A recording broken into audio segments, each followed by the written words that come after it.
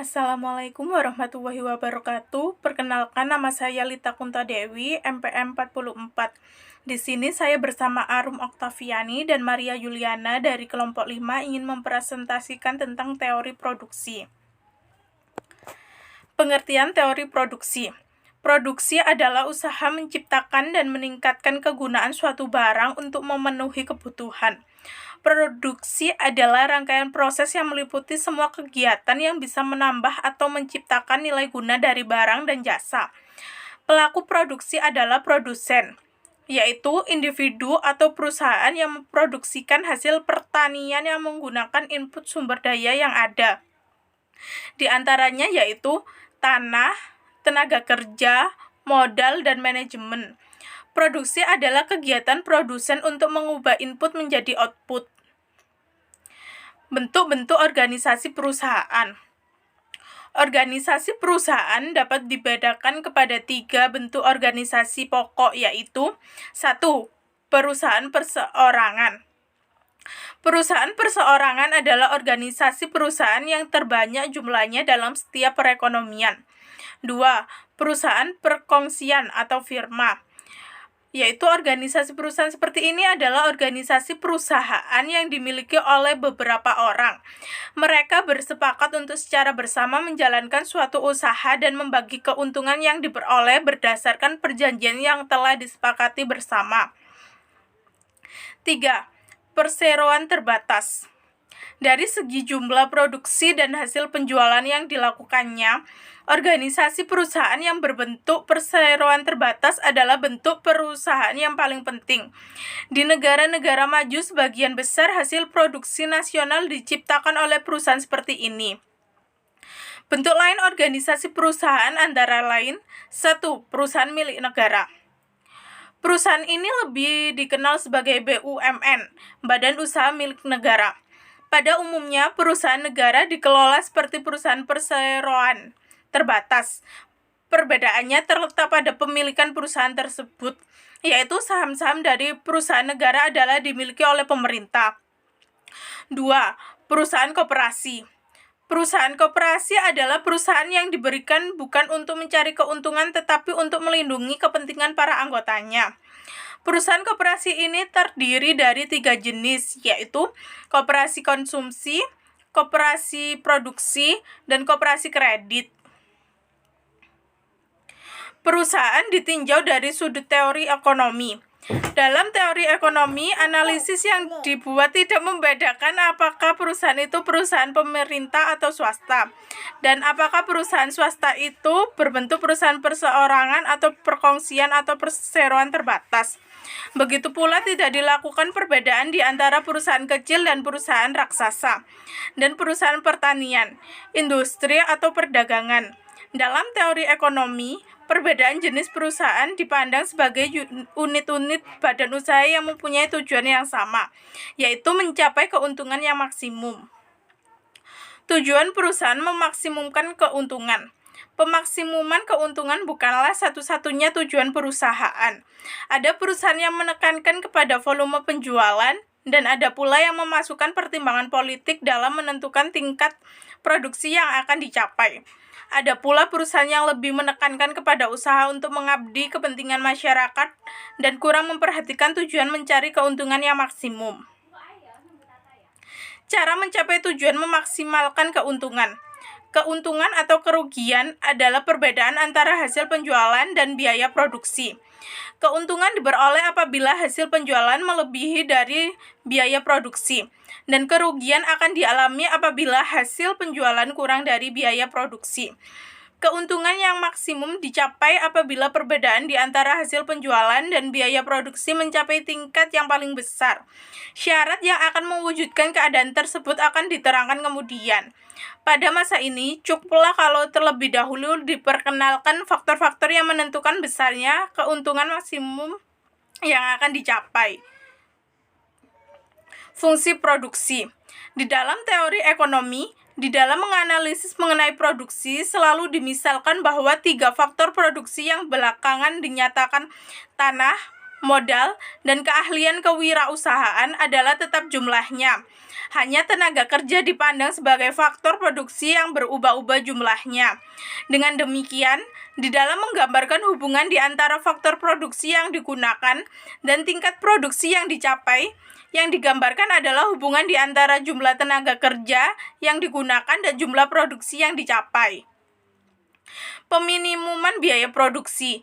Di dalam memikirkan aspek yang kedua, yaitu menentukan komposisi faktor produksi yang akan meminimumkan biaya produksi, produksi perlu memperhatikan satu, besarnya pembayaran kepada faktor produksi tambahan yang akan digunakan, dan dua, besarnya pertambahan hasil penjualan yang diwujudkan oleh faktor produksi yang ditambah tersebut. Misalkan, 1 unit tambahan faktor produksi A memerlukan biaya sebanyak Rp10.000 dan ia memberi hasil tambahan sebanyak Rp25.000, sedangkan 1 unit tambahan faktor produksi B memerlukan biaya Rp20.000 dan juga menghasilkan tambahan nilai sebanyak Rp25.000. Assalamualaikum warahmatullahi wabarakatuh. Perkenalkan, nama saya Arum Oktaviani, NPM 21. Di sini saya akan melanjutkan presentasi dari teman saya. Faktor produksi manakah yang harus ditambah? Tentunya faktor produksi A, karena biayanya itu lebih murah, akan tetapi tambahan hasil penjualannya itu sama dengan yang diciptakan faktor produksi B. Dari contoh ini dapat disimpulkan bahwa untuk meminimumkan biaya atau memaksimumkan hasil penjualan itu, prinsip yang harus dipegang produsen yaitu mengambil unit tambahan faktor produksi yang biaya per rupiahnya itu akan menghasilkan tambahan nilai penjualan yang paling maksimum. Jangka pendek dan jangka panjang. Dari analisis ke atas kegiatan memproduksi perusahaan dikatakan dalam jangka pendek apabila sebagian dari faktor produksinya itu dianggap tetap jumlahnya. Di dalam masa tersebut, perusahaan tidak dapat menambah jumlah faktor produksi yang dianggap tetap tersebut. Faktor produksi yang dianggap tetap biasanya adalah faktor modal seperti mesin-mesin dan peralatannya, alat-alat memproduksi lainnya, dan bangunan perusahaan. Kalau untuk faktor produksi yang dimisalkan itu dapat mengalami perubahan, yaitu tenaga kerja. Waktu yang dipandang sebagai jangka pendek berbeda dari satu perusahaan dan perusahaan lainnya. Bandingkan sebuah perusahaan roti dengan perusahaan pengangkutan udara. Katakanlah masing-masing perusahaan itu mengalami pertambahan permintaan dan untuk memenuhinya harus menambah kapasitasnya. Dalam beberapa bulan saja perusahaan roti itu dapat memperoleh mesin baru dan selanjutnya menambah produksi sesuai dengan permintaan yang bertambah. Kalau untuk perusahaan penerbangan itu akan memerlukan waktu yang lama untuk menambah kapasitasnya, karena diperlukan waktu beberapa tahun untuk mendapatkan tambahan kapal terbang yang baru. Firma dan industri. Dari pengertiannya, industri pada hakikatnya itu berarti perusahaan yang menjalankan operasi dalam bidang kegiatan ekonomi yang tergolong ke dalam sektor sekunder. Kegiatan seperti itu antara lain yaitu pabrik tekstil, pabrik perakit atau pembuatan mobil, dan pabrik pembuatan minuman. Dalam teori ekonomi, istilah industri itu diartikan sebagai kumpulan firma-firma yang menghasilkan barang yang sama atau sangat bersamaan yang terdapat dalam suatu pasar. Contohnya, kalau dikatakan industri mobil, maka yang dimaksud adalah berbagai perusahaan mobil yang ada dalam pasar yang sedang dianalisis. Nah, kalau dikatakan industri beras, maka yang dimaksudkan adalah seluruh produsen beras yang ada dalam pasar. Faktor produksi. Telah dinyatakan sebelum ini bahwa fungsi produksi itu menunjukkan sifat hubungan di antara faktor-faktor produksi dan tingkat produksi yang dihasilkan. Faktor-faktor produksi itu dikenal pula dengan istilah input, dan jumlah produksi itu selalu juga disebut dengan output. Fungsi produksi selalu dinyatakan dalam bentuk rumus yaitu seperti berikut itu. H sama dengan F kali K, L, R, dan T. Dikatakan K adalah jumlah stok modal, L adalah jumlah tenaga kerja, dan nilai meliputi berbagai jenis tenaga kerja dan keahlian keusahawanan. Nah, kalau R itu adalah kekayaan alam dan T itu adalah tingkat teknologi yang digunakan, sedangkan H adalah jumlah produksi yang dihasilkan oleh berbagai jenis faktor-faktor produksi. yaitu secara bersama digunakan untuk memproduksi barang yang sedang dianalisis sifat produksinya. Teori produksi dengan satu faktor berubah. Teori produksi yang sederhana menggambarkan tentang hubungan di antara tingkat produksi suatu barang dengan jumlah tenaga kerja yang digunakan untuk menghasilkan berbagai tingkat produksi barang. Dalam analisis tersebut, dimisalkan bahwa faktor-faktor produksi lainnya adalah teori tetap jumlahnya, yaitu modal dan tanah jumlahnya dianggap tidak mengalami perubahan. Juga teknologi dianggap tidak mengalami perubahan. Satu-satunya faktor produksi yang dapat diubah jumlahnya adalah tenaga kerja. Mungkin itu saja yang dapat saya sampaikan. Selanjutnya akan dilanjutkan oleh teman saya. Baik, saya Maria Wilana NPM 10 akan melanjutkan penjelasan yang berikutnya, yaitu hukum hasil lebih yang semakin berkurang. Hukum hasil lebih yang semakin berkurang merupakan suatu hal yang tidak dapat dipisah dari teori produksi. Hukum tersebut menjelaskan sifat pokok dari hubungan di antara tingkat produksi dan tenaga kerja yang digunakan untuk mewujudkan produksi tersebut. Hukum hasil lebih yang semakin berkurang menyatakan bahwa apabila faktor produksi yang dapat diubah jumlahnya atau tenaga kerja terus-menerus ditambah sebanyak 1 unit, pada mulanya produksi total akan semakin banyak, berkurang, dan akhirnya mencapai nilai negatif. Sifat pertambahan produksi ini menyebabkan pertambahan produksi total semakin lambat dan akhirnya ia mencapai tingkat yang maksimum dan kemudian menurun.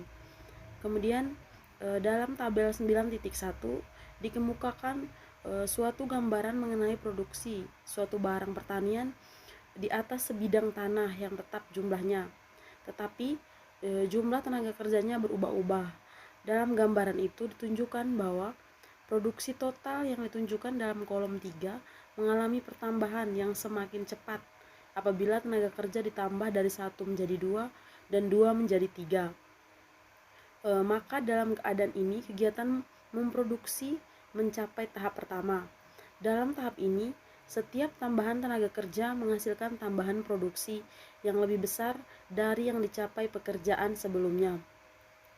Dalam analisis ini, keadaan ini dinamakan produksi marginal, yaitu pekerja yang semakin bertambah. Pada data kolom 4, yaitu data produksi marginal, pada tahap pertama menggambarkan keadaan tersebut.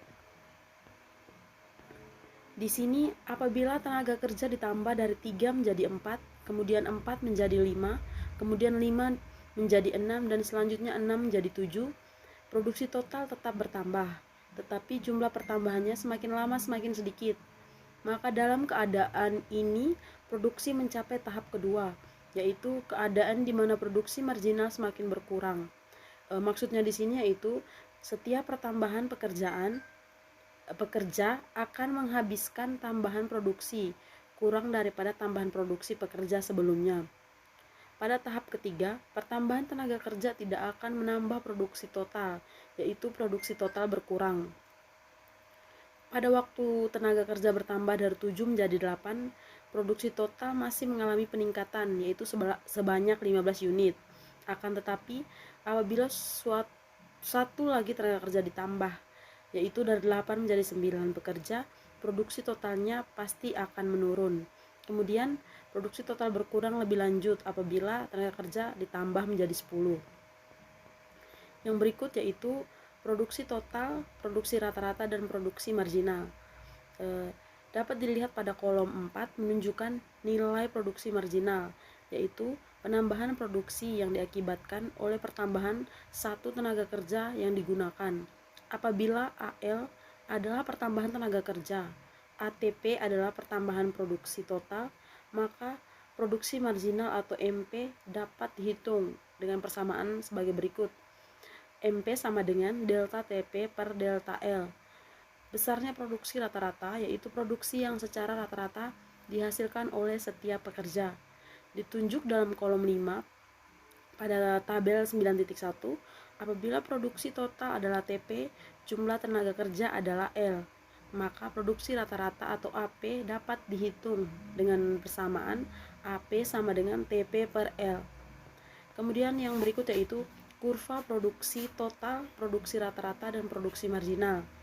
Di sini hubungan-hubungan yang baru saja diterangkan di atas antara produksi total, produksi rata-rata, dan produksi marginal dapat digambarkan secara grafik, yaitu seperti yang ditunjuk dalam tabel 9.1. Kurva TP adalah kurva produksi total yang menunjukkan hubungan antara jumlah produksi dan jumlah tenaga kerja yang digunakan untuk menghasilkan produksi tersebut. Kemudian di sini bentuk kurva tersebut atau kurva TP cekung ke atas apabila tenaga kerja yang digunakan masih sedikit, yaitu tenaga kerja kurang dari 3. Ini berarti tenaga kerja adalah masih kekurangan kalau dibandingkan dengan faktor produksi lain. Dalam contoh, faktor produksi lain tersebut adalah tanah yang dianggap tetap jumlahnya, jadi tidak berubah. Dalam keadaan yang seperti itu, produksi marginal bertambah tinggi, dan sifat ini terdapat pada kurva MP, yaitu kurva marginal produksi, yang pastinya akan menaik. Kemudian yang berikutnya itu teori produksi dengan 2 faktor berubah. Di sini dalam analisis dimisalkan terdapat 2 jenis faktor produksi yang dapat diubah jumlahnya. Kita misalkan saja yang dapat berubah adalah tenaga kerja dan modal. Misalkan pula bahwa kedua faktor produksi yang dapat berubah ini dapat dipertukar-tukarkan penggunaannya, yaitu seperti tenaga kerja menjadi modal, begitu juga sebaliknya. Apabila dimisalkan pula harga tenaga kerja dan pembayaran per unit kepada faktor modal diketahui, analisis tentang bagaimana perusahaan akan meminimumkan biaya dalam usahanya untuk mencapai suatu tingkat produksi tertentu dapat ditunjukkan. Demikian yang bisa saya sampaikan. Terima kasih.